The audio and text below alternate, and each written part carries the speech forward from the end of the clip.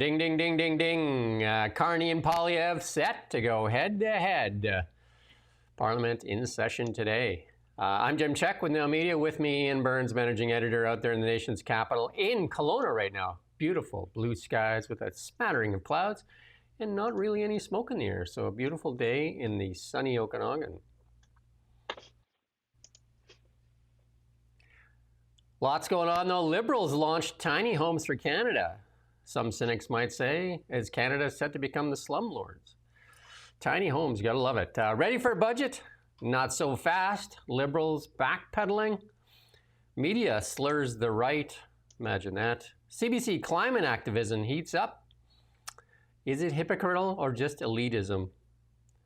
And while the world prays, the extreme left shouts for more death. All that and a lot more on the Really Big Show. Now those are some headlines, eh? It's just another day of fun, isn't it? But the big one is, like I said, ding, ding, ding, ding, ready for round one. They're going to have a whole 73 days this year in Parliament. But round one set to go here as Parliament opens up today with Pierre Poilievre meeting the Prime Minister, Mark Carney. We were expecting a budget, but apparently that's not going to happen for a while. But we'll talk about that in a bit here. But, you know, it's about time they go back to work in the biggest crisis facing us since World War II. It's just astonishing, isn't it, how little scrutiny they've had of their decision to go and have a summer vacation.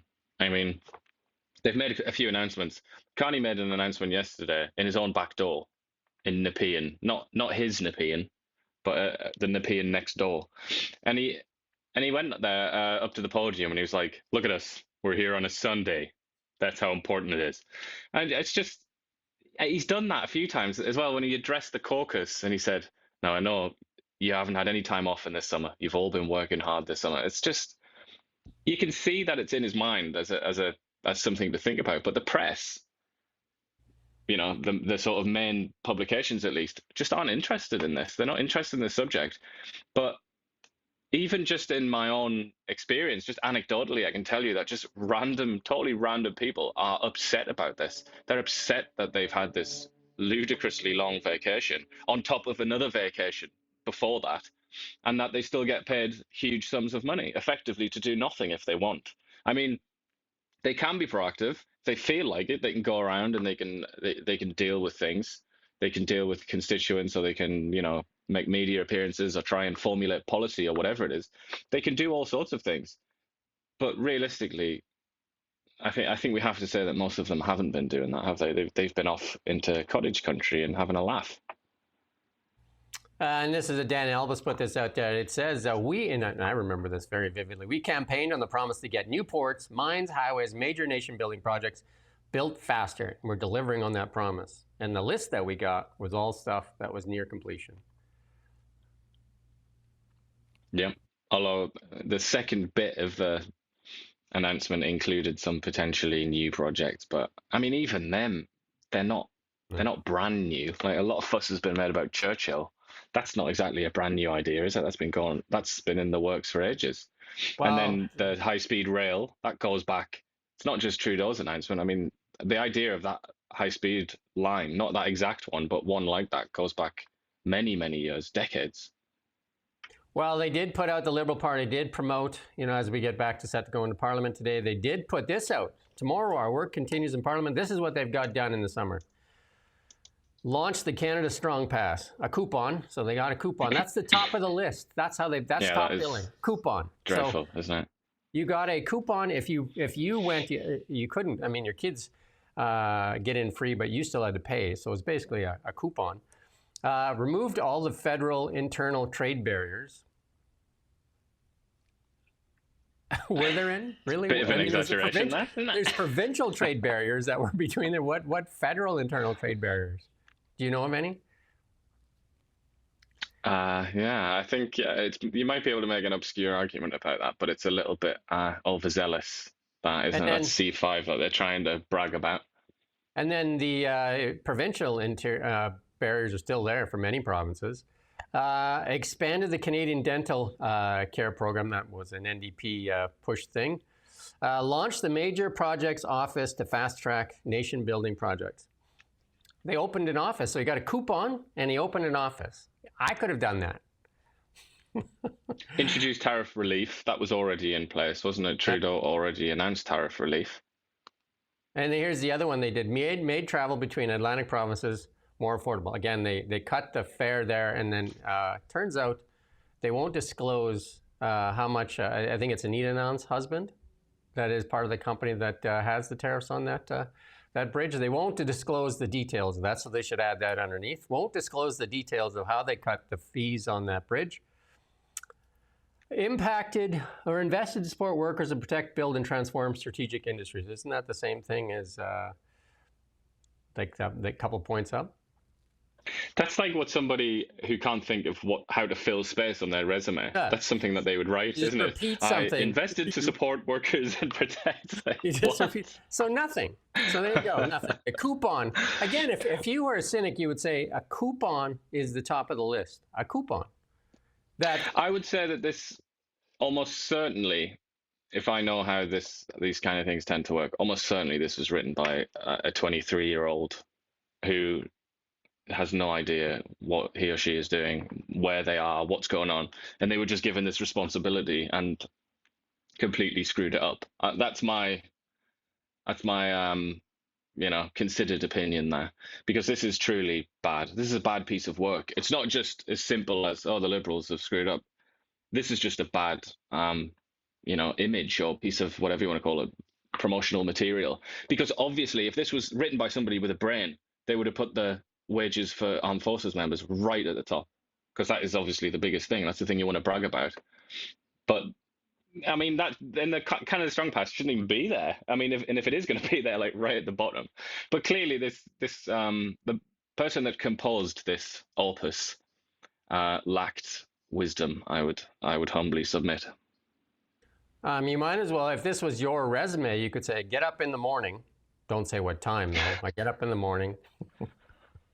Yeah, it's a pretty bad list. Yeah, it's terrible. I mean, it's just a crap piece of work anyway, isn't it? It's just like AI could genuinely have done a vastly better job than this. It's very, very poor, and it just looks poor. It's like the sky with a list. It's not good advertising material, is it? It's a very bad piece of work. But they did make that announcement yesterday, and this was the Build Canada homes, and we'll build faster, smarter, and build Canadian. Let's listen in here. Major challenge with housing construction in this country is that by using conventional methods, our construction is just too slow for the housing supply that we need to meet our current needs. It's also too expensive and too heavily reliant on traditional on-site methods. We need to transform the way we build by harnessing the latest technologies. And that's why Build Canada Homes will prioritize the use of cost-efficient and modern methods of construction, including factory-build, modular, and mass timber. Factory-build housing means homes, or large parts of homes, built in controlled factory settings, with provision, precision, with advanced machinery, and benefiting from the latest technology. These homes can be standardized, mass-produced, and once completed, shipped to site and assembled in days or weeks rather than months or years. That's good. Yeah, that's good enough. I mean, we can go through some of the stuff. You can still build a home cheaper than mass-produced homes. And I've done a ton of research on this. I've talked to builders on this. I mean, there is some standardization, but the shipping costs are typically high. I actually visited the Boxable plant in California, where they're building these fold-out homes. They can actually, assemble them within a couple of hours. But and in full disclosure, which he should have disclosed, Brookfield Asset Management is a significant shareholder of modular homes. Should have mentioned that. But here's their advertising. Here's their promo clip on it. Let's play their promo clip on it. Build Canada Homes will catalyze the creation of an entirely new Canadian housing industry that uses modern methods of construction to boost productivity sustainably and at scale. Canadians have given our new government a mandate to build a stronger Canada with lower costs, safer communities, and homes you can afford. By building smart, building Canadian, building now, we are building Canada strong.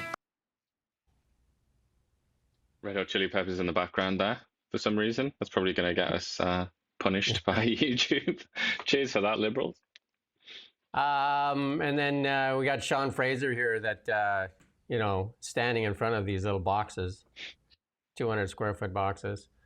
Somebody being a cynic there. But, some other cynics have said this could be very well, like Canada becoming, the government becoming a slum landlord by building these small homes. I actually, as a youngster, worked in the construction industry and in high-level Alberta, and I worked on government housing at the time. And this is not a new concept. We built, where I was part of the project that built, and I can't remember, like 100 homes, and they were all kind of the same. Man, did we cut corners. And I was just a young guy told to cut corners, like joist hangers, all kinds of things, the way that we filled around pipes and everything, and just because the inspectors never showed up, so we cut so many corners on that stuff. And as I think a 19 or 20-year-old, I just did what I was told. Imagine that, eh? Everybody was making money, and the houses were poorly built and shoddily built for sure. That's what they said at the Nuremberg trials as well, isn't it? I was just doing what I was told. Yeah. It's no excuse. But I do find this funny that Sean Fraser's here, by the way. This is a new announcement? Because he obviously was the housing minister, and he did all this with Trudeau. This is an old, I so it's believe quite strange. An older clip, I think. Somebody just using it. And that Carney video as well. Can you remember the Justin Trudeau one where he did one where the camera kind of like followed him, or he followed the camera, and he was walking through. It's all just the same. It's all the same junk, isn't it? Really, it's the same stuff reheated. But here's Modular Homes, Modular Group. They are, one of the larger modular home builders in the world. This is looks like a couple of stacked sea cans with some glass in them. Looks better. It looks like a novelty Airbnb, doesn't it? That you find in the woods sometimes. Fastest modular. But anyway, this thing is coming with a budget of $13 billion. And they're going to oversee the construction of 4,000 homes on federal land. None of those in BC, though. So that's offering incentives to builders. Somebody should be asking if they're there. Is Modular Group cut out because of the conflict of interest? Are they not allowed to bid? I did a lot of research on this too when I was a controller at a mine site, because we were looking for modular homes, trailers, ATCO trailers and stuff like that. They're not cheap. They're not cheap. One of the things that Carney didn't talk too much about in his announcement, but in the press release that they sent out, they emphasized that what's so good about these homes, and especially for Canada, is that you can build them during the winter and then deploy them still during because obviously construction season's usually quite short. Well, that's not in true. Canada. When I worked for when I was doing the housing project in high level, it was 45 below. We were working, roofing, doing everything. Well, I did find that curious, and I was intending that's a complete lie. Investigate further. I mean, it's hard to pour concrete, right? So you want to pour your footings in the spring or the fall, right? Or the summer. You want to pour your footings of concrete. You want to pour the concrete, but the rest of it can happen during the winter. Like we were actually shingling roofs in 45 below. You go up there, you shingle for an hour, you come in, you defrost, take the walrus, the icicles off your face, and go back up. Yeah. So the most of the world doesn't stop working in the north. You don't have a choice because it's like 8 months of the year is winter. So actually, all the oil that's being put forward as a justification anyway by our dear ruling class. But even in the north, the oil field stuff typically only happens in the winter months because you can't gain access to the land in the boggy summer where it's swamp. But anyway, they named a new boss there too. Somebody else is going to be raking a big salary. So the former deputy mayor, Anna Bailio, has been appointed to lead the Build Canada Homes Agency. She's going to join the other lady that got the job there as the Canada Projects one, where she's like head of the C5 thing. And then still, I wonder who's going to make. I think we should highlight she was a councillor in Toronto. So you had there behind Mark Carney, we can't quite see him. We can see his shoulder, but Gregor Robertson there, who was in charge of Vancouver, and then now we've got the deputy mayor of Toronto. The two markets, Toronto and Vancouver, they're not even just the worst in Canada. They're basically the worst on earth. Those two housing markets, and they're the people that are gonna fix the housing crisis. And the other lady, I can't remember her name now, in charge of the the projects office there. It's actually Dawn something, yeah. Dawn. She dwarfed Sky Canada's salary. She's making like $550 or something compared to the doctor there at Sky Canada making a paltry $393,000. It's wonder when they're going to disclose how much the former deputy mayor of Toronto is going to make. I bet you she's going to make a lot more than she made as deputy mayor in Toronto. It's good times, isn't it? Good times for such people. And then we talk about the budget because it's back in session. When can we get the budget? Because the session's not going to last very long because we're coming up on Christmas pretty quick here, so they'll be recessing for Christmas. But here's Vasi Kapelis. Here's the budget now, isn't coming till November. Why rush something? That's just going to cause a lot of controversy. Let's listen in to Vasi here. Became so used to this agreement that existed between the NDP and the Liberals, right, which kind of, in a way, felt like it gave the Liberals a de facto majority. There wasn't that drama that is inherent to most minority governments. Well, that comes back in this iteration because there is no formalized dance party for the Liberals. And in fact, the NDP and the Bloc have become, I would say, more frigid towards supporting the, any idea of supporting the Liberals for their own reasons. But now it appears that they will have to rely on the Conservatives to pass some of the big parts of their legislative agenda, which again is a brand new dynamic because in the last number of years, you never saw the Liberals and the Conservatives working together to advance major pieces of legislation really outside of COVID. And Vashi, before you go, can you give us more thoughts around the budget? I feel like the Prime Minister is going to be asked, why November? Why is it going to take so long? Well, Marcia, I wish I could. It is almost impossible to get any substantive answers from anyone. I'll be fair to any government and say usually they reserve the details for the actual budget, but they have done a lot of groundwork to try and get a narrative out there, right? It's going to be austere, but also full of investment. It's going to cut spending, but not cut any public service jobs. Like, quite simply, and I keep saying this, I'm kind of a broken record, I don't understand how the math adds up at this juncture. I know it's a politically very important document for them, but as far as if they will actually exercise the kind of fiscal restraint that the Prime Minister has promised, but at the same time maintain all of the program spending that they also promised they would and increase. It's a shame, isn't it, that Vasi is considered to be probably the best TV person in Canada when it comes to political news. And yet all she does is state the absolute obvious, It's obvious, but she's the only one that has the cojones to literally just say what she sees in front of her face. Yeah, but I just thought I would highlight the obvious contradiction in this budget and this financial plan that the Liberals sort of have, but haven't really told us about, which is that everything's going to stay the same. We're going to spend everything still, but somehow we're going to also bring spending down. Don't know how, but that's going to happen. Do you notice in that video they were showing Mark Carney and his wife were walking around an active job site? And what did you see that they weren't wearing? Didn't have a hard hat on, did they? So they would have told because WCB rules say you have to have that on an active job site. That clearly is an active job site. But they would have said it doesn't look good for the photo op. So again, they skirted the rules. Usually they love to put a hat on, don't they? Yeah. Any excuse to get one on. But there you go. No hard hat. Active job site. Rules apply to thee, not me. Maybe he just got a $500 haircut or something and he didn't want to risk it. It was clearly an active job site. So there you go, WCB. Go find them. I would also say, just to comment on what Vasi said there, she was saying about the NDP and the Bloc not really being positively disposed towards the Liberals this time around, and she said for their own reasons. I'm surprised she didn't continue her statement of the obvious, which is that the NDP were absolutely wiped out in that election in large part because of their association with the Liberal Party. And the Bloc also suffered quite a lot in that election, lost quite a lot of seats.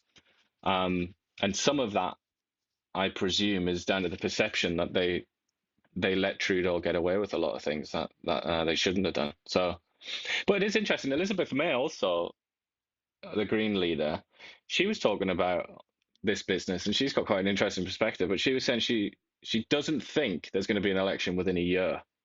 She's like, I don't think, I'm not.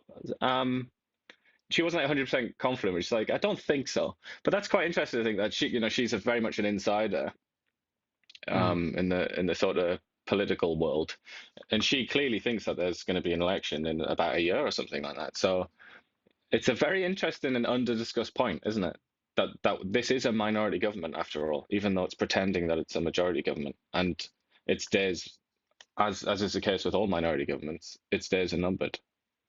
Well, they were setting the stage. First there was no budget, then there's going to be a budget, then it's kind of when they come back in session, and now it's November, and here now they're setting the stage here, and this is Mark Carney talking about the budget and why it's going to be higher and who's to blame. Take a guess. Who should we blame for the budget? Who should we blame?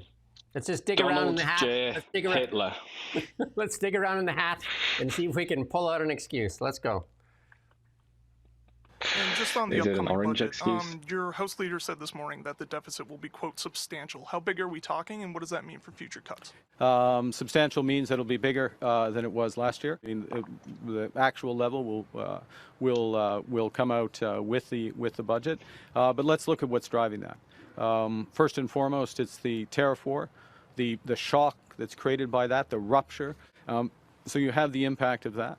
Secondly, you have the response of Canada to that, which is very clear.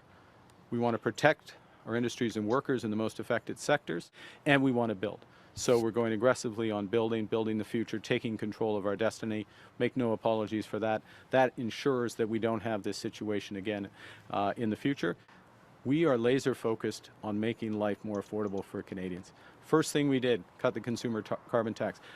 First thing we did when we came back after the general election, cut middle class tax cut. GST cut for first-time home buyers. Build Canada Homes is all about affordability while driving a new industry. So yes, there's going to be implications for the deficit, but it'll build a much stronger Canada going forward.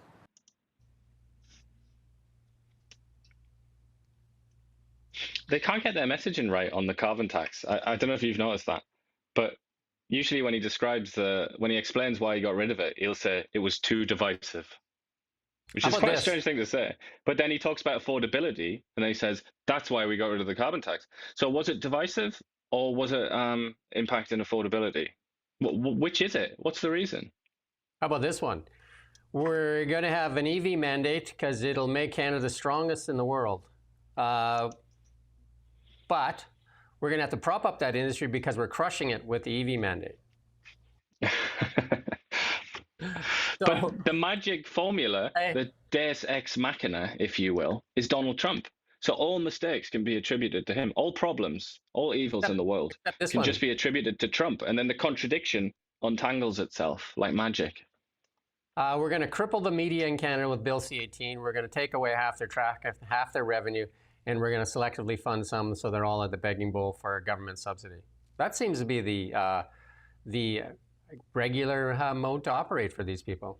Do you know what I mean? It's saying cripple the industry, have them beg for money, and then now they're complicit. Or what you say, they comply. And then portray yourself as the rescuer. I think that's the most important part, or one of the most important parts, isn't it? And say that the Conservatives would destroy while we rescue, even if the problem was created in the first place by them. The auto sector is clearly, like the CEOs were saying, get rid of the EV mandate. You're killing us. You're actually crippling this industry. And some of the manufacturers were going to go back to the U.S. And instead of like killing it, they pause it, and then they're doling out more corporate welfare, and they've doled out tons of corporate welfare. That bus fiasco that we did just a while ago, where now they've taken those 1,200 buses off the road that now light on fire. Yeah, and then they said they were going to do cuts, and then there was this big hoopla, you know, Bruce Fanjoy there. They were going to talk about cuts, and then all of a sudden, the federal employees like just started screeching and screaming. Now they're saying, well, cuts when you retire, we'll cut. Again, everything is just kind of just means nothing. That was during that press conference in the PN, the one that we've been taking clips from. That's when he said this, and that. He was asked a very clear question, basically, how are you going to do this? Is it through firing people, through, whatever it is, redundancies, whatever?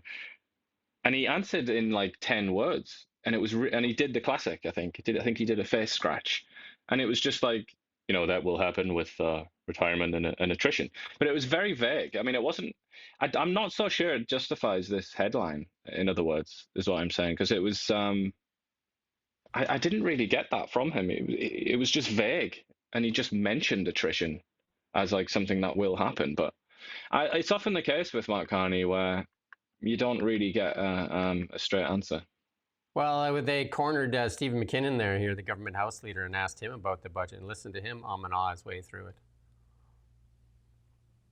Canadians who were voting for you and Mr. Carney, who said that he will take care of the economy, and now you are clearly preparing the groundwork for a substantial deficit and austerity, things that Canadians may not have voted for last spring. Oh, I think we were very realistic. I mean, Canadians certainly had the full financial picture for the previous fiscal year. They know what we're facing. We've been very, very clear about the investments that we intend to make, and I would challenge the premise of your question. We are dealing head-on with the major issues in our economy, whether it's diversifying trade, whether it's... In terms of what you're telling Canadians, austerity, that is not anything that we had heard in the campaign. And these substantial deficits, not what we heard in the campaign. We talked about spending less and investing more.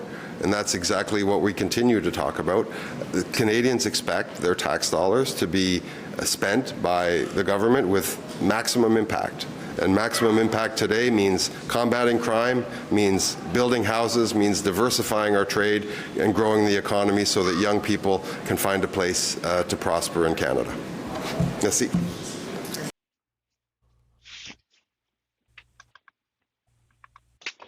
Good banter.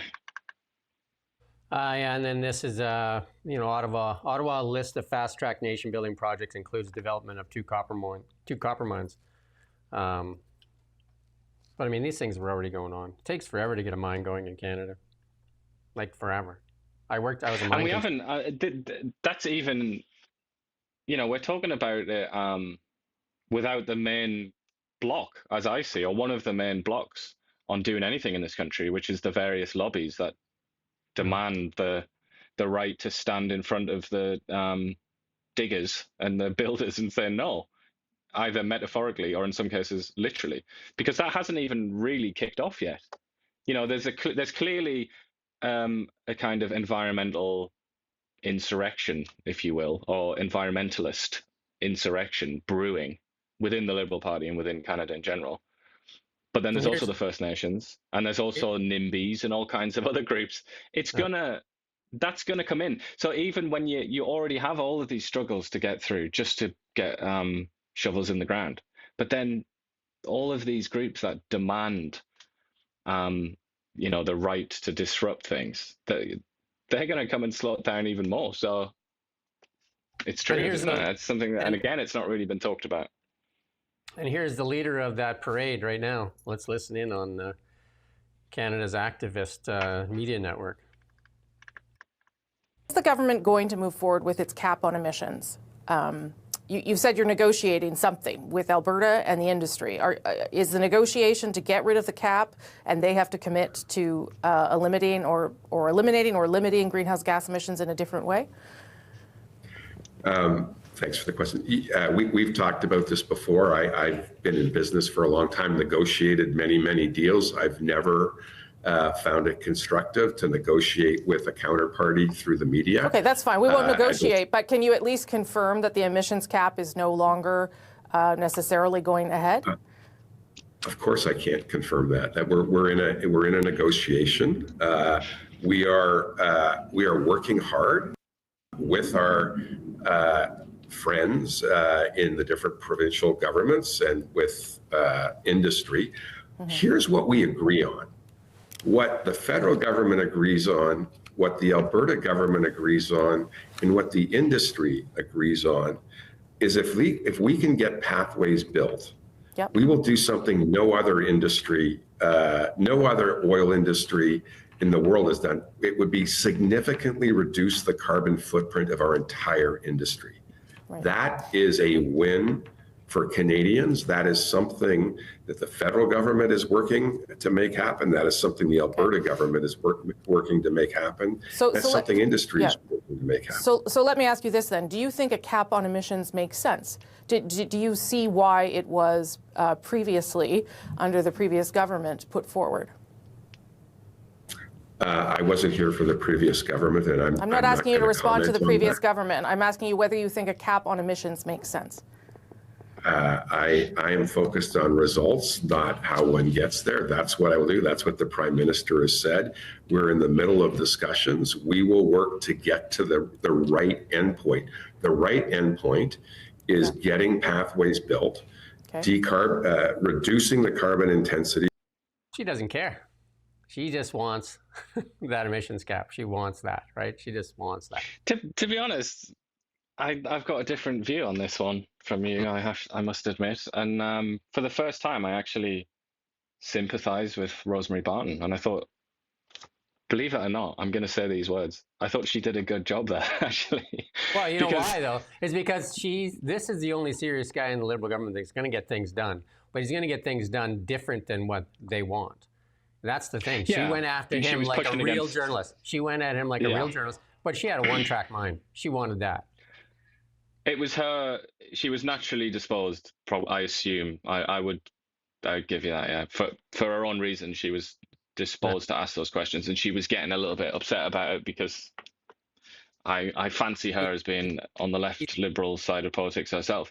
But I would still say you have to remember that was an enormous part of the Trudeau government, you know, the Liberal government, and he's now a very important and powerful Liberal minister.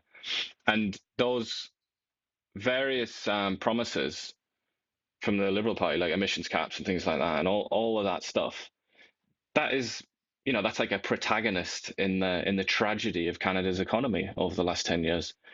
And he should be asked that question, and he should answer it. And I actually think he treated her, and therefore the viewer, Canadians, with quite a lot of contempt there by just refusing to even engage with the question. And he's done that for his own political reasons, because he's in a party that's trying to balance economic progress and fanatical environmentalism. It's somehow trying to figure out how to keep both those, you know, things going forward. It's very hard to do that.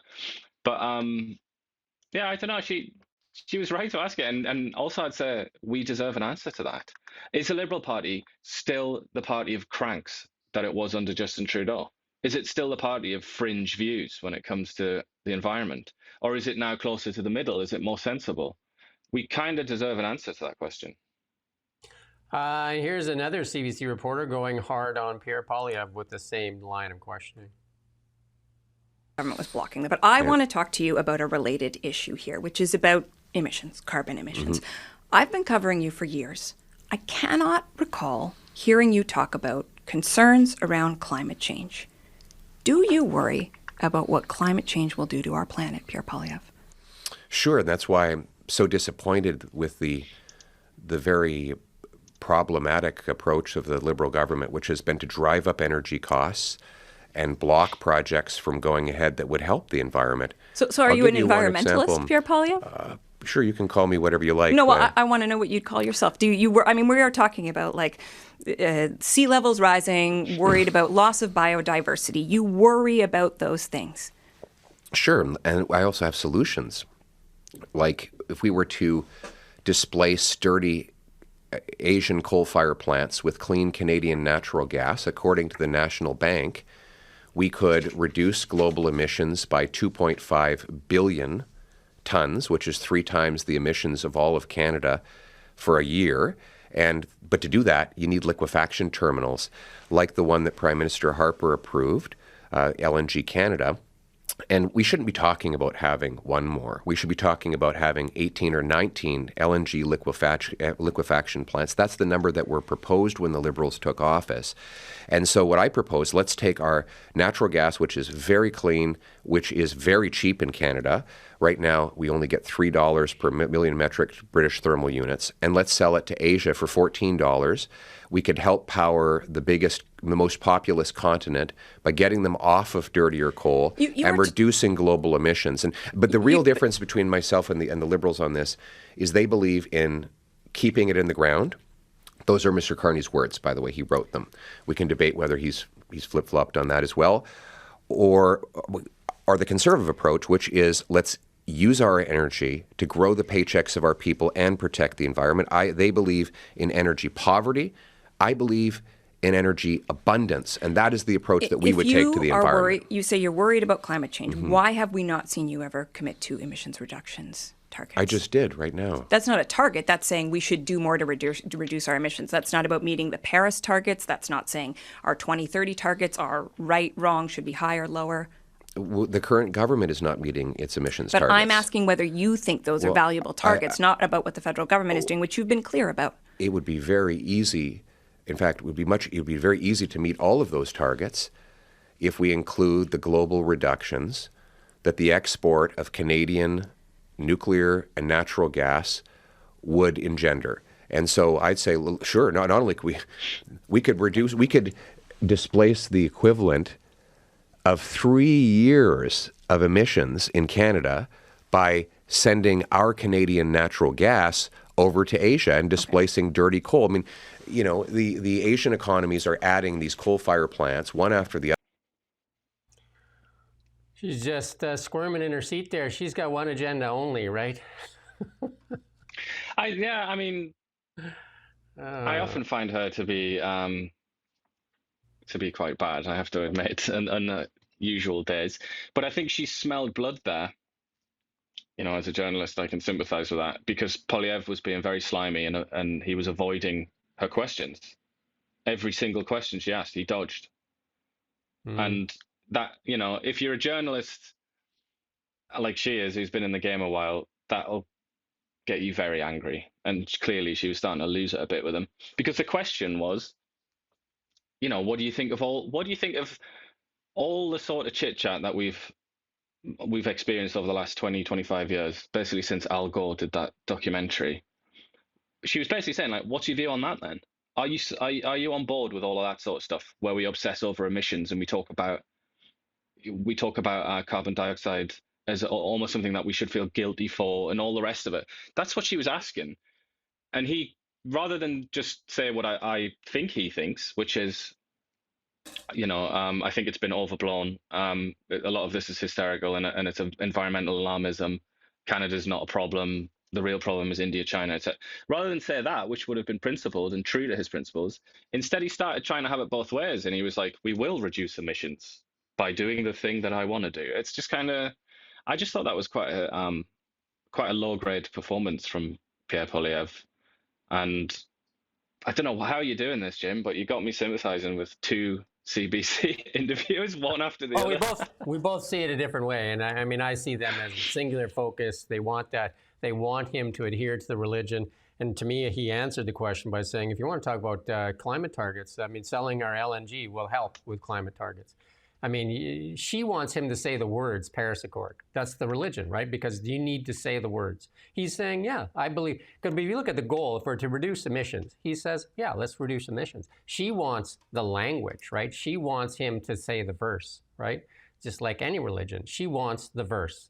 And this song and the verse, he's saying the goal is to reduce emissions. That part is clear. I just wish he would have responded clearly and head on. You should have said that to her. If I was there, I would have said, listen, I know you want me to say your words. You want me to say your song and verse. But what's the end goal? What's the end goal of the Paris Accord? To reduce emissions. This reduces emissions. So why do you need me to say the word? That's what I would have said. Yeah, well, that would have been, I would have been interested in that. And I would have had more respect for Poilievre if he'd answered like that. But he didn't. We started going off on pretty sort of unrelated topics. So we have somebody in our comments that are just flooding it with obviously a liberal bot or something that is just kind of just like keyboard typing like a maniac in there trying to feed, which is that's misinformation. The Canadian economy grew by 2.2% in the first quarter of 25. That's wrong, facts, Fang right? I think it's fungi he's trying to say there, right? Fungi? Fungi. Could look at it that way. Guy. It's still interesting though, isn't it? We don't often get, well, we do actually now and then get trolls, partisan liberal trolls, but I'm happy to have a diverse ecosystem just make in up the stats, comments. Right? Just throw stats out there, just like stats. Anyway, here's highest a stat. in G7 countries, the dream of Mark Carney. Yeah, let's see. The G7. Here's some of the top 10 things that the G7 is on for sure. Like Canada, 0 gold reserves. 0 gold reserves. The only G7 nation. How's that? Fungi? Because it's 0, and they sold most of their gold back when it was $1,000 an ounce. Mark Carney was part of that as well. Mark Carney was part of that sale when he was Bank of Canada governor. Also part of that sale, you can go on my LinkedIn, you can read that post. Also, economic advisor, they sold the last of it when Trudeau was the prime minister. And at the same time, most central banks in the world have been accumulating gold, and that started around 2010. Canada decided not to. I think we sold most of our gold around the value at around $1 billion, or maybe it was 8. I can't remember the exact number, but very low. Today it'd be worth $118 billion, which we could have used right now. Again, another reason. And guess and take a guess what the majority of Canada's reserves are, because they're not in gold. What is our, because every bank has reserve currencies and reserve assets. What do you think ours are mostly made up of? Benjamin Franklin's.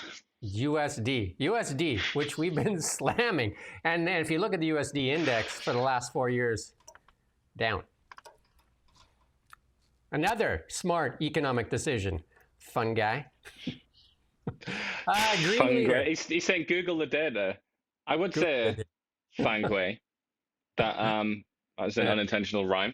I would say that 2.2% in the first 3 months. If the Canadian economy had grown 2.2% in the first 3 months of 2025, we would be setting fireworks off now. We'd be doing cartwheels. That's an annualized, which is, in other words, stats, right? untrue. It's false. To say that it grew 2.2% in the first 3 months of 2025 is very, very misleading. It's wrong, because it assumes that the economy is going to grow exactly the same speed in the rest of the year, and that it would be a 12-month, 2.2% over 12 months. Nobody predicts that. Nobody expects that that's going to happen. Maybe he works for Canada's misinformation office there, or maybe he works with Rosemary Barton that says Russian money. Anyway, Green Leader, we'll ignore Fungi from here. Green Leader says Carney adopting right-wing politics on the environment. There's even in the Liberal Party, there's people that are dissenting. Obviously, you watch Rosemary Barton and the radio host there, starting to lose their mind on this. We see some activist groups coming out. I think we got a press release this morning from a group saying they're going to draw the line. I don't know if you saw that one, but there's a lot of activism starting to go out there. Starting to push back. And she was, she issued threats while sounding very, very tolerant and patient. She was like, I'm going to give him the benefit of the doubt, blah, blah, blah. It's like, I've read Values. Well, she even said, I'm willing to buy a copy of Values and give it to Mark Carney. Like, she was clearly attacking Mark Carney, but she was trying to pretend that she was going to give him the benefit of the doubt. But really, I think she was saying, if you don't sort this out soon, then I'm gonna join with the forces that want to bring you down, and that is inevitable, I think. And here's the another story from Holly owns the Blacklocks. The feds boast of their moral compass. The Department of Public Safety and Internal Audit praises itself for setting the highest standard of values, ethics, and a moral compass. This congratulatory report followed disclosures that the department played a lead role in falsely claiming the 2022 Freedom Convoy was a violent Russian-funded insurrection, led in part by our own friends at the CBC, Rosemary Barton. There you go. Values and ethics serve as the moral compass guiding, establishing benchmark for behavior.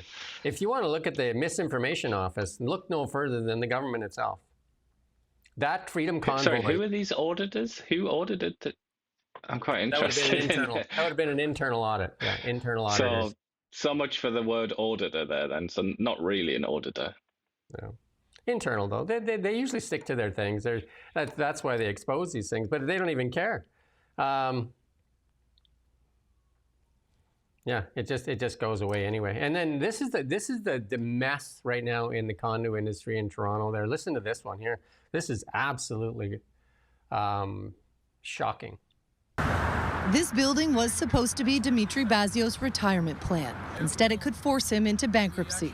It's causing stress and distress and misery. In 2020, Bazios and his wife put down a deposit for a 600-square-foot condo in Toronto, valued at $884,000. But as interest rates rose and the condo market fell, keeping the investment property became impossible. The Bazios couldn't close on their condo, and it was recently sold on assignment for $590,000. They're now on the hook to cover the difference. And now I have a mortgage on this property for $300,000, and I don't own it. The Bazios story is becoming more common in markets like Toronto and Vancouver, where condo sales have plummeted. In Toronto, condo sales were down 21% in the second quarter compared to the year before, with many forced to sell their units at a loss. Those buildings. Ari Zadegan is a broker that specializes in distress sales. She says those who bought a condo in the last 5 years and hope to flip it are losing thousands. The ones that they were only dependent on the flip are the ones that are hurting. The soft condo market in Toronto could have a long-term impact on housing supply. Fewer people want to invest in pre-construction, a key part of financing, and developers are backing out of projects. Real estate consulting firm Urbanation has tracked 9 canceled projects in Toronto so far this year. For Bazios, he would like to see not only changes to the ways condos are financed, but also to how they're built. And stop designing these shoeboxes, because nobody wants them. There could be. So why did you buy one then, Hey, mate? did you hear Has what he to be the said? question. Hey, but did you hear what he said? Stop designing these shoeboxes. Mark Carney announces more shoeboxes. But yeah, I mean, totally. But also, stop designing them, stop building them, but stop buying them probably as well. And this is the last time I'm going to mention Fun Guy here, who seems to want to take over the comments, where he's saying that Canada ranks 97 out of 100 and blah, blah, blah, blah. 89% of Canadians don't think they're going to meet their monthly obligations. How's that? That's the truth, right? That's the truth. But just keep pumping up the stuff there, right? So, yeah, you know, our producer said, should I block him? And let him talk. Let him talk. I mean, people will see what he is and have fun with it. There you go. It's also, he's talking about freedoms, which I find a little bit ironic. That you know, I don't know where that's from. I don't know what study that is that he's quoting from, but the likes of The Economist and lots of NGOs and think tanks who are certainly on the liberal left, they love to talk about Canada as this great success story because it represents their own values. Yeah. But it's not particularly free in Canada, is it? In many ways, anyway. There are obvious gaps in Canada's, or the freedom of the average Canadian citizen. Like, for example, ability to see news on Facebook. That's a freedom that Canadians don't have. Yeah. Yeah, the only, again, you want to add to the list of the G7, top of the list, Canada, the only G7 nation that has news banned on the Meta platforms, Facebook and Instagram, while the federal government, which said that it was going to boycott Meta because of it, now has spent over $5 million on the Meta platform from January to March, and now won't release the information on how much they spent since March when we reached out again, because now it's embarrassing, and they won't release the information until January of 2026. Freedoms. Freedom of the press. Well, the funniest one of all, I thought, in that story that I wrote about that is Stephen Guilbeault, who is so, he's crystal clear when he talks about what he thinks of this situation, how evil he thinks Facebook is. He has spent money so that he can appear on Facebook and advertise, but the newspapers can't post stories there. Okay, and this one here, back to this. Tommy Robinson, the Guardian reported, and this is where the left-leaning media is working hard overtime here. Guardian reported 110,000 people at the London rally, and you know, they're claiming 3 million, but there's a little clip here. It's somewhere in between that number for sure. Let's play a clip here. You've been to England, I think. I've been there a few times. Yeah, in defense of the Guardian. I don't know what you're doing here, mate. You're making me defend all of these dishonest people and organisations, but the Guardian are just quoting the police there. They weren't. They weren't trying to guess you've themselves. Been there. Hey, you've been there. Yeah. Yeah. Well, you'd stop the clip. Yeah, I'm not sure where that's Whitehall. I think, isn't it? That's where the government. Yeah. Yeah, I'm pretty sure that's Whitehall, which is where the gates to Downing Street are, and it's where all the main sort of government buildings are. And it leads into Trafalgar Square. A couple hundred people showed up. It's a lot of people, but I don't know. They were saying like 3 million, weren't they? You're right there, but I don't think it's anywhere near 3 million. It's somewhere in the middle there somewhere, right? Somewhere in there. Yeah, I think generally the biggest protest in the history of London is generally considered to have been against the Iraq War in 2003, I think it was. But look at that one is, if you look at the pictures of that one, that one is absolutely gigantic. Hey, if you're saying that's 110,000, like, at first they were saying thousands, right? The media, and then of course, these images showed up, and then of course they couched it a bit. Like, we have another clip here, one more clip here. Yeah, I mean, it certainly doesn't look like 110,000. If you think about a sports game, turn the sound off. You think about a stadium with like 80,000 people in or whatever. I mean, that can be your guide. Yeah, there's a famous bridge there. You can tell us all what we're looking at here. That's Westminster Bridge. You can see Parliament there at the bottom. That's the Palace of Westminster at the bottom, and then the London Eye, that monstrosity at the top there. And there's the Ferris wheel where the government just goes round and round, scooping up your money as they go the London by. Eye. That's what they call it. And there's a hospital there just opposite. Just opposite the Palace of Westminster. But that's I can't remember what that one's called now. But here's the damning part, and here's the actual damning part. Here's CTV News. Thousands march in support of far-right activist Tommy Robinson. And why this is important, there's no quote marks around far-right. There's no saying this is somebody else. This is them saying, as a statement of fact, that Tommy Robinson is a far-right activist, which is, the stretch is how they work this, is far-right equals fascism, far-right, fascism equals Hitler. So that's where they feed their base. They feed their base this, and Tommy Robinson, I mean, you can do a thing on Google, you could do it on AI, you could do it everywhere, and ask if Tommy Robinson is a fascist or Hitler. The answer is going to be no. The thing is with Tommy Robinson, they have a much easier time putting that label on Tommy Robinson because he was once a member of the BNP, the British National Party, which was, I struggle to say it was fascist, but it was it was hard right. It was very right wing. So you could kind of argue that he was a member of a far right organization once. He also founded something called the English Defence League, which a lot of people called far right. I'm not so sure that EDL was really far right. It was almost like off the spectrum. It wasn't really a normal political organization. But that's what they do, basically. They look at that. And they also look at the fact that Tommy Robinson throughout his career, really, has been very hostile to Islam in a very candid way, very frank in sort of lurid fashion, some might say. So they take that and then they say, okay, that's far right. But it's not quite adequate. If you wanted to come and sit down in like a serious discussion, like a politics seminar, and talk about that, there are lots of complications to that classification, but obviously they don't care about the subtleties and nuances of the discussion. They just say far right, and they're wrong. And then again, global news jumping in. You know what? If one of them's going to do it, they might as well just pile on. That's what they do. And this is. But it's also they love it as well because of who was there. Think about who was there. And who sort of was involved, like Elon Musk. There was like a little tribute to Charlie Kirk. There were loads of faces and figures there that they despise, obviously. And so it helps to describe it in this way, because then you can just safely ignore it all. You can say, all right, it's just loads of Nazis then. Rather than what that was, in fact, that march, it was something much more complicated than that. And, it requires a lot more effort to try and understand and deal with it. But if you just say far right, you just get the stamp out and do far right, then you don't have to pay any more attention, do you? You can just close your eyes to it. You and I had this discussion. It's a more serious discussion because when you do the far right, then you link it to fascism, and you link it to Hitler.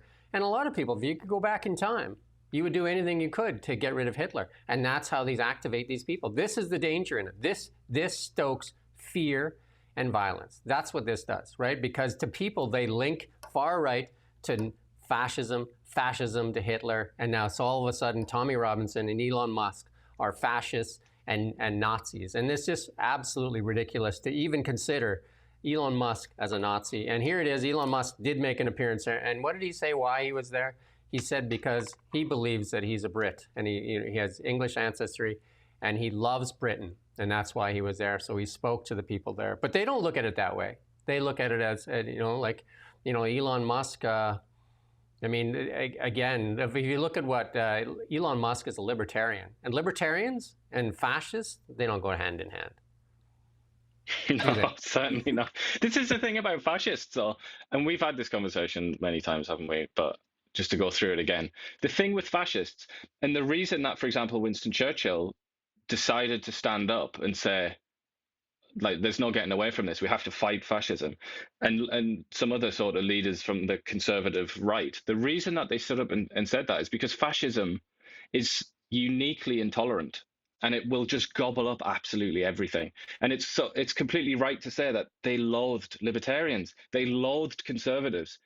Some of the earliest victims were conservatives of the Nazis in Germany and in Italy as well. They targeted conservatives because they saw them as, feeble and that they would just sell out the country and all that kind of thing. Like, fascists are they are their own set of dudes, and they will relentlessly despise and kill everybody else. So yeah, it is insane to see Elon Musk or a libertarian described as a fascist. But it's funny when he's got on his T-shirt there, he's got "What would Orwell think?" I believe that's what it is, or "What would Orwell do?" It's quite interesting, that Orwell, because George Orwell was a real anti-fascist, not somebody like Charlie Angus who's just a poser. George Orwell was an actual anti-fascist who went to fight fascists in Spain in the 1930s and got shot in the throat by a fascist. That's how committed George Orwell was. But he wrote an essay, which I sent to you over the weekend, where he bemoaned, in 1945, he bemoaned how stupid, opportunistic people had been abusing the word fascist and applying it to the likes of conservatives and just people who are right-wing or nationalists even, and how idiotic that was, and how basically the word fascism had just been relegated to mean somebody I don't like. That's George Orwell, who is about as anti-fascist, or was about as anti-fascist a person as you could be. To think that we're now here, like 80 years later, and we're still going through the same garbage, it's Listen pretty to this. sad. This is for you out there that think that Elon Musk or Tommy Robinson or Charlie Kirk are fascists and Nazis. Elon Musk, take for example, one of the things that fascists want to do is control the media. And Elon Musk freed the media. He actually put his companies at risk and spent like $44 billion to free the media. X is something fascists don't like. I mean, Elon Musk is a libertarian, if you could describe him as anything. He wouldn't even stick with MAGA. Like, I mean, if you look at him, like, Elon Musk is not somebody that can be controlled. He's not, he's the opposite of a fascist. If you looked on X, after the murder of Charlie Kirk, you would see, or I saw certainly, I mean, I don't know if this is just unique to my algorithm, but I don't think it is. I saw loads and loads and loads of tweets from people who were celebrating his murder. They were delighted about it, and they had like 200,000 retweets and likes and all this kind of thing. If Musk truly was a fascist, he obviously wouldn't have permitted that to happen, would he? Because he was very upset about that, and he was very angry about his murder, and he was very angry at the people who celebrated it. A fascist, if it was Goebbels in charge of X, he would not be allowing that kind of thing to go on. People to mock one of the biggest things that fascists do. Political activist. One of the biggest things for fascists is control of the media. Ask yourself, who tries to control the media? Just ask yourself, who in Canada controls the media? Who cripples it with Bill C-18? But I would say as well, my general advice on that is just stop using the word fascist unless you actually know what it means. And I would say exactly. 99% of people have no idea what it means. Stop Buy using yourself, it. It's something. yeah. It's a very specific term. It's really specific. And like I said to you yesterday, it describes an extinct ideology anyway. It's not even extant in our times. It doesn't exist anywhere. So don't make a fool out of yourself. Don't talk about an ideology from the mid 20th century focused on machine technology and the national will and this reverence of ancient Rome and things like that. Don't waste your time, because if you don't know, just shut up. Just use another word. Use a word like nationalist or something if that's what you want to say. But don't use the word fascist, because it just makes you look stupid. Well, the big point, though, is that the media using it to drive hatred and division, because they use it intentionally to drive their base. And it doesn't help, does it? Like for the global CTV and CBC to be using those words to label people fascists so that people can draw conclusions, and that's what's driving most of this hate. And here it is. This is, talk about where you have to be in life to be doing this. This is Fox doing a report on somebody that went to a memorial like for Charlie Kirk and was kicking the flowers. Like, who are you? Let's play this. And we want to warn you, the next video is disturbing. A man trampled the memorial for Charlie Kirk at the Turning Point headquarters in Phoenix. This happened not too long ago. Our photog on the scene says the man kicked over flowers, vases, and balloons. He was taken to the ground by an onlooker and then arrested. And back here live, the suspect, the alleged assassin. That's good. Like, who does that? Can we get a psych assessment on him, please? That's the guy, my demand. This is what you've done, CBC, CTV, and Global. This is what you do. This is what you cause people to say they're far-right, fascists, Nazis. Here's another one from CTV.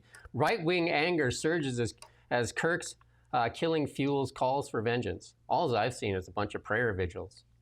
I don't know. Yeah, I mean, I want to see some of these calls for vengeance. I haven't really seen any of that. I see lots more. I've looked at people that are considered on the far right.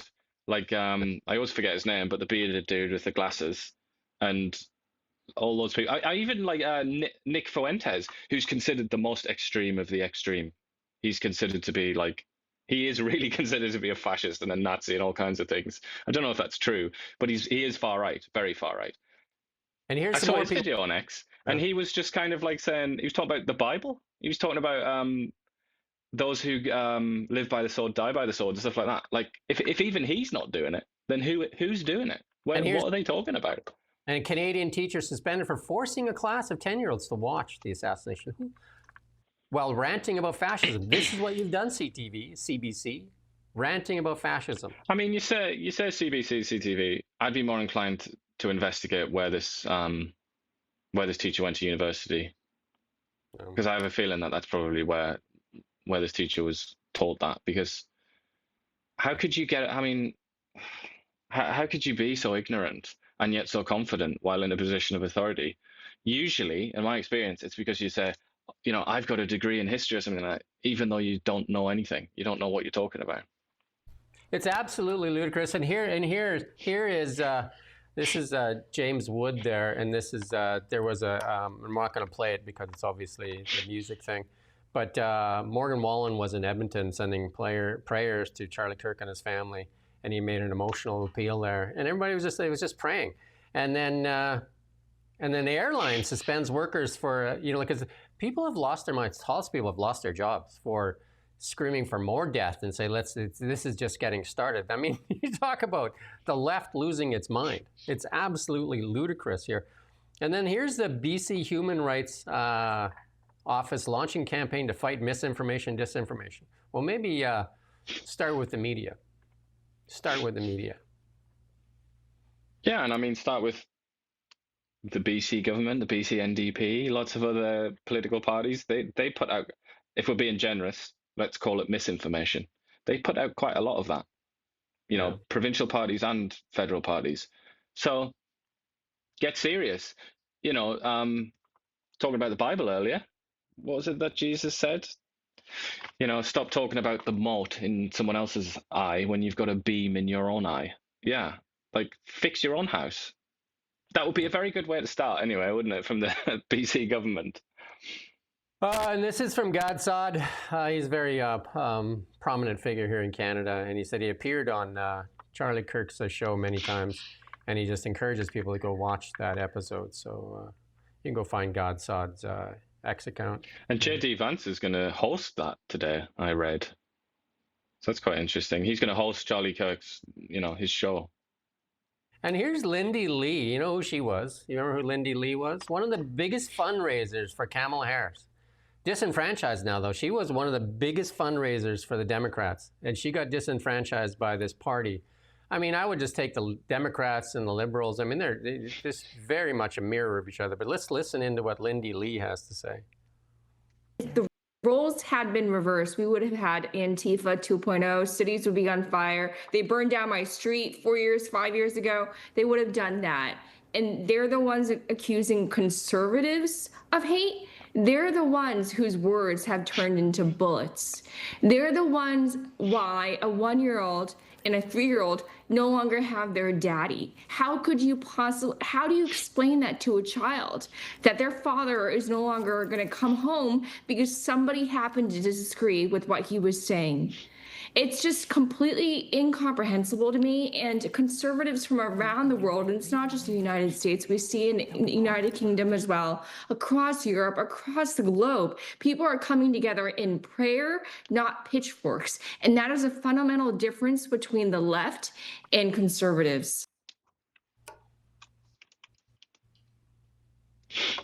Well, I mean, you can't help but state the obvious there, that I mean, you see George Floyd mentioned there. I mean, there are other examples. You don't just have to say George Floyd. There are loads of examples going back to, I can't remember the guy's name, in the 90s in Los Angeles. There's so many examples of this where there have been riots and carnage after a highly sort of politicized death of someone. But you can't help but notice in this case, there's been nothing of the kind. Nothing at all, really. Well, and we've got somebody in the comments, by the way. Somebody in the comments there saying that he was another white nationalist and homegrown terrorist. I assume that that's talking about the person that murdered Charlie Kirk. There's no evidence that he was right-wing or white nationalist or anything like that. But it's just, this is the kind of, misinformation, dare I say, or disinformation that people are trying to tread through now. What I have seen is a lot of people on social media cheering on the death and saying we're just getting started, including the University of Toronto professor that is now suspended. And there's a lot of people that have lost their jobs, and now they're screaming because they are, being held accountable for what they say, spreading hate and more of this. Well, have you not also seen people saying, like, even the Atlantic magazine? I used to have respect for the Atlantic. I used to really admire the Atlantic, actually, back in the day. But even recently, I had sort of respect for it. And yet they published some article where they were saying this just shows that the right in America and conservatives were complete hypocrites, and they love cancel culture, and they just wanted to be in charge and in a position where they could cancel people, and try to compare it to the worst excesses of the early 2020s and earlier, when we saw people losing their jobs for the most innocuous comments. How can you compare that? Like, if one of you're an employer, Jim, obviously, if one of your employees started to openly gloat about and celebrate the murder of an innocent man just because of his opinions, would you want to employ that person? I mean, it says something about their character. That's not cancel culture. That's kind of coming to the realization that maybe you employ a psychopath. How can those things be compared to people who were cancelled because maybe they, like, in some cases, because they said that they voted for Donald Trump and they lost their jobs? That's insane. And that cannot be compared to somebody reveling in the murder of a young man for no reason at all. And again, I just want to stress this fact. Instead of media outlets being honest with people, they put up headlines, far right, and they know that links to fascism. They know, because they use the words. How many times has Kamala Harris called Trump a fascist, a far-right fascist, and Hitler? She How did many say times that. The Democrats say she that. Did say that. Yeah. She said it was fascist, yeah. I would play that clip over. And so these people feel justified. And so the media owns a lot of this, especially the left-leaning media. They own a lot of this. They feel that people have the space and the audience to do it in. That's the thing. And that's the problem. They feel they have the space to do it. And this man, if you believe in democracy, even a little bit, all he did was stand up for the foundation of democracy. That's it. Whether or not you agree with what he said, it is the foundation of democracy, allowing people to speak that maybe you don't even like what he says. Let's move on to Alberta, though. Former Alberta Premier Jason Kenney, you know, the other guy, the hypocrite that was on his rooftop there during COVID there having parties while he told you weren't allowed out of your house. Remember Jason Kenney? One of many that fell on that sword. Mr. Rooftop Partier, him and Gavin Newsom having parties, telling you you're not allowed outside. But Jason Kenney is saying that that if this separatist vote goes, it'll probably end up causing some divorces. Which is interesting because he's never been married. What does he know about? What does he know about marriages? He was saying it's gonna really stress marriages. It's like, all right. And a lot of people used to compare Jason Kenney to Ralph Klein. I don't think Ralph Klein would like the comparison. The rooftop party thing was just too much for me. That was a rooftop party too far for me. But here's another fallen politician. She's probably looking for a Liberal job. Maybe she's looking for the next opening. Bonnie Crombie resigns as Ontario Liberal leader after receiving only 57% of the approval in the leadership review. She lost her seat as well, didn't she not? Did she? Honestly, she's such an irrelevance in Ontario politics. Doug Ford just, reigns supreme. He's just got really there's no restraint on his power. He is so dominant in Ontario politics. And part of the reason is because she was just so ineffective, so boring. Every time she came on the radio, it's just like a snooze fest. Well, but I'm sure Mark Carney will create some sort of new $15 billion bureaucracy that she can be put in charge of or something like that. This is a lot of the stories in the media got some attention, especially out of the United States. The United States really drew attention to this. That Florida turnpike where that trucker did the illegal U-turn on a turnpike there, decapitating 3 people. And then there was that, I think it was one of the media outlets did an undercover operation in Ontario. So you can get a license for free. And obviously they dug into that place that was doing the licenses and they suspended 185 commercial driver's licenses as being dishonest and telling these people they got to retake it. Imagine that. Well, that should have been the first thing to do, right? Here's a place doling out licenses for cash for licenses for commercial trucks, 50-ton vehicles. And now they're getting around something, maybe we should check those licenses. Yeah, I'm sorry though, as well. You must retake your tests. Why have they even been given that option? If you've shown that you've acquired a license by irregular means, let's say, why would you even be given that opportunity? Surely you should receive like a ban or something at least. In some of the international news, King Charles sticking his face back in there. King Charles had something to say about Keir Starmer. And they were kind of stern words there. He said that we need to treat our troops better than we treat migrants. Homeless troops out in the streets. And sorry, you're saying King Charles said that? What? Yeah, it was a statement from the king that we need to look after our troops. But he said about migrants as well, you said? Well, he said we need to treat our troops better. Right, okay. He would definitely, he would say some like totally banal thing like that. But he would never say I think he immigrants said first. Well, you can look for it as we're going. But anyway, Trump on his way to visit the king. Yeah, that's this week. State visit. There you go. And then Netanyahu, I know we're not going to play the clip, but Netanyahu calling out weak leaders. He's called out, Carney, Starmer, and Macron there. But and that was, he had Marco Rubio standing next to him as he was making those statements. Elon Musk. Cheeky. Elon Musk putting his money where his mouth is. He purchased on Friday, I think, $1 billion worth of Tesla shares, and Tesla jumped. Huge jump in Tesla shares this morning. That's quite interesting that he's doing that. Yeah. I guess he must believe in that company. Okay. Seems like it. And then we're like a couple of memes here before we sign off for the day. We're a little late here, but the system didn't break itself. It's broken by Sean Fraser and Mark Miller. They were two of the best ministers ever, if you're looking for comedy material. If you're looking for loyalty to Justin Trudeau, maybe. Yeah, they were pretty good at that. I mean, Mark Miller, though, I would stress, you're talking about people who need to watch their mouth.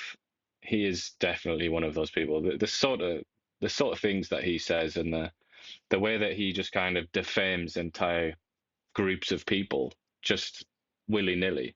I mean, it's time has long passed that people like that should be held to account for the stupid things that they say. There you go. And Dan McTeague. Going to finish it off here with Dan McTeague, former Liberal MP as well. And I think he was in cabinet as well, was he not? I'm not sure. I think he was he was down the ranks, but like some kind of secretary or something, parliamentary secretary or something. I don't think he was like a full-blown minister. He was on, believe it or not.